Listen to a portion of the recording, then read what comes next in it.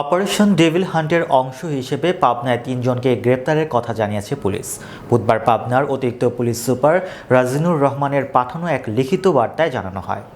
পাবনা জেলার প্রতিনিধি মোহাম্মদ হাসান মিয়া জানান, গত ২৪ ঘণ্টায় অপারেশন ডেভিল হান্টে পাবনা জেলার পাবনা আমিনপুর থানার মাসুন্দিয়া ইউনিয়ন পরিষদের চেয়ারম্যান ও ইউনিয়ন আওয়ামী লীগের সভাপতি মোহাম্মদ শহীদুল হক শহীদ, বেড়া উপজেলার সম্ভবপুর গ্রামের মোহাম্মদ মিন্টু সর্দার, চাটমোহর উপজেলার ছোট গুয়াখড়া গ্রামের মোহাম্মদ আব্দুল লতিফের ছেলে মোহাম্মদ মহসিন আলীকে বৈষম্য বিরোধী ছাত্র আন্দোলনের মামলায় গ্রেফতার দেখানো হয়েছে।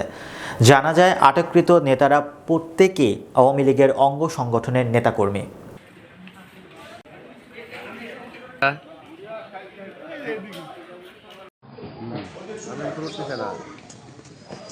স্যার আপনারা সরেন